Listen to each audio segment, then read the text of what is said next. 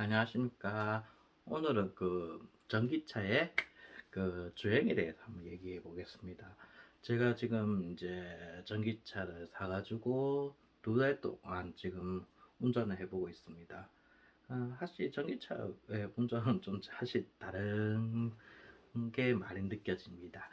이, 뭐 제가 기본적으로 먼저 얘기해 드릴 것은 제가 차를 잘 알지 못하는 사람이라는 걸 먼저 말씀드리고, 차에 대해서도 많은 차를 타보지 않았습니다. 근데 이제 아이오닉 5를 지금 사용 구동을 몰고 있다 보니까 느끼는 거지만은 반응 속도가 많이 빠릅니다.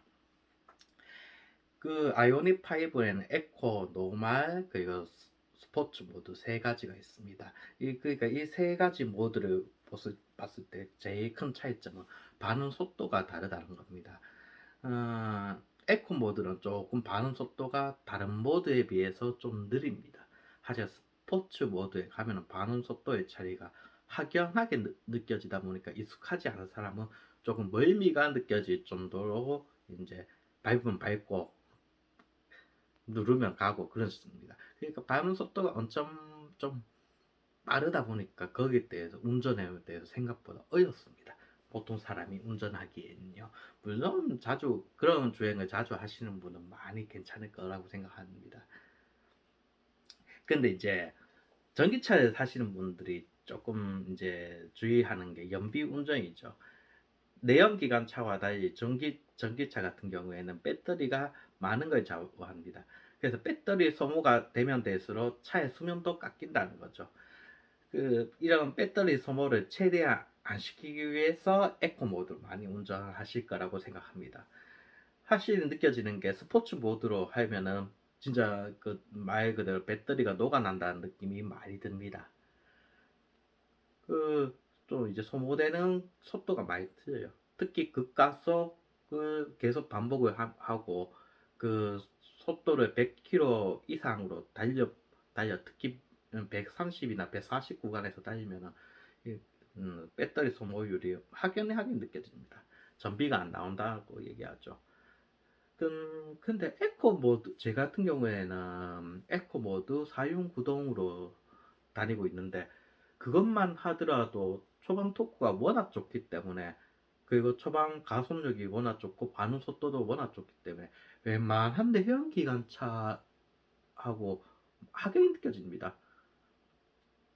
그러니까 웬만한 내연기관차는 그냥 뒤에 있다고 생각하시면 됩니다. 초반에는요. 근데 이제 고속도로 주행 구간에서 100km 이상 되면은 확실하게 이제 모터가 약해지기 때문에 조금 이게 가 120km 이상 내는 건 조금 뭐랄까 별로 선호를 안 하게 되더라고요. 이게 조금 이게 전기차의 좀 아이러니한 점입니다. 또한 전기차도 많이 무겁습니다. 그러니까 많이 무겁다 보니까 이게 생각보다 브레이크에 대해서도 많이 걱정이 하게 되더라고요. 조금 이제 스포티지나 제가 아이오닉 5를 비교하면 스포티지나 아니면 투싼을 비교해야 되겠는데, 이런 투싼의 스포티지보다도 무겁습니다. 그러다 보니 조금 급정거 할 때 조금 압력이 좀 다르게 느껴집니다. 그런 걸로 비교하면은 조금 뭐라고 할까, 급정거 그리고 이제 급회전 이런 거를 안 해야 됩니다. 그게 전기차하고는, 그러니까 지금 아이오닉 5 같이 그냥 일반 아이오닉 5 AWD 같이 세팅되어 있는 차는 그런 구간에서는 조금 뭐랄까 사고의 위험성이 있다고 생각됩니다.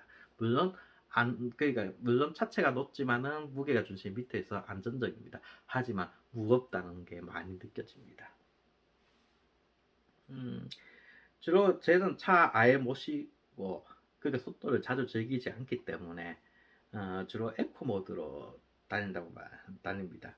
그런데 그럼에도 불구하고 전기차는 전기차 나름대로의 정말 매력이 있습니다. 특히 초반 토크는 진짜 장난이 아닙니다.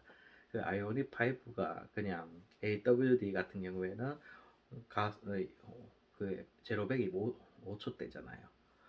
그러니까 직선 구간에서 제로백 5초대 차를 그러니까 자주 보기 힘들죠. 물론 저번 더 좋은 차들이 많습니다.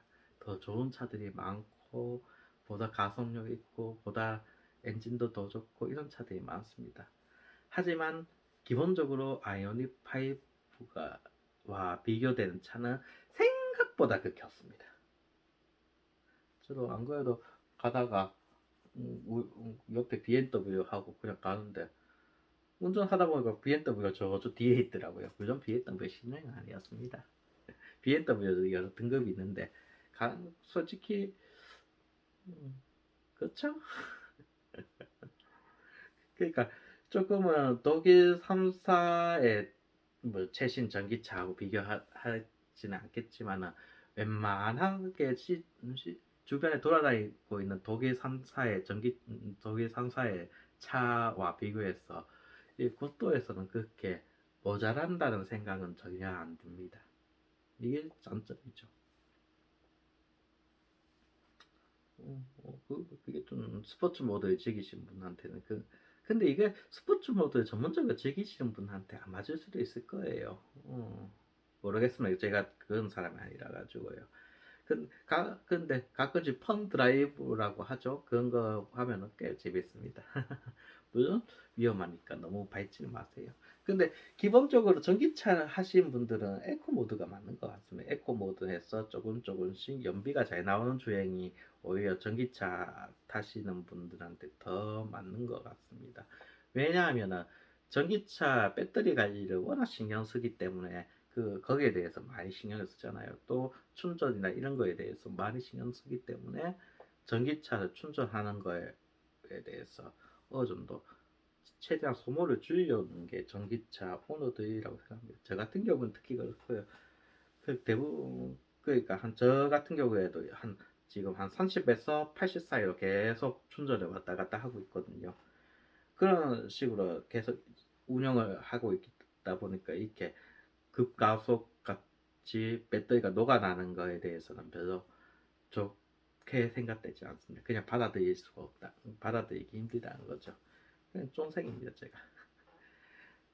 어, 지금 또 이제 전기차를 운전을 해보니까 느낀 건데 에어컨하고 히터하고 전기 소모율이 한씩 틀립니다. 에어컨의 하실이 적어요.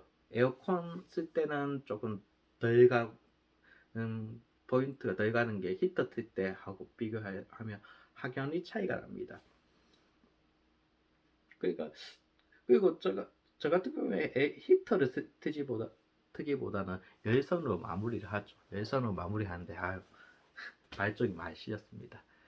그러니까 이제 앞으로는 이제 히터 같은 거를 어떻게 트는지에 대해서 본인도 스스로 생각을 하시는 게 좋을 것 같습니다. 물론 생각 안 하고 히터 빵빵하게 트시는 분도 있겠죠. 그런 분들도 있을 겁니다. 그것도 차를 잘 활용하는 방법이라고 생각합니다. 저같이 쫌생이가 아닌 조금 활용을 잘 하시는 분들은 히터 빵빵하게 끌고 에어컨도 빵빵하게 켜고 다니실 겁니다. 하지만 저는 조금 쫌생이고 손이 작다 보니까 조금 히터나 에어컨을 켜는데 조금이라도 배터리 소모를 줄이자 이런 식으로 되더라고요. 어, 그리고 아이오닉 5가 하는 건 SUV다 보니까 창문을 열면 풍전이 많이 심하게 됩니다. 그래서 조금 창문을 닫고 운전하는 경향이 또 생깁니다. 그게 좀 옛날에 그냥 세단을 몰다가 SUV 보니까 좀 그게 차이인 것 같아요. 저도 정확하게 모르겠지만요. 그리고 지금 충전하는 거는 그렇게 어디에 가서도 그렇게 힘들다는 느낌은 별로 안 듭니다.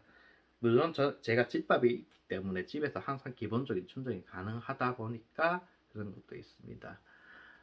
근데 조금 외부에서 자꾸 충전을 하면은 뭐가 문제냐 하면 거의 다 이제 왕속 같은 경우에는 조금 이게 왕속 충전기 같은 경우에는 조금 충전하는 게 조금 어려울 경우가 있습니다. 어플이나 여러 가지 문제도 좀 어렵고 오히려 이제 면사무소나 관공서에 있는 급속 충전기를 많이 사용합니다.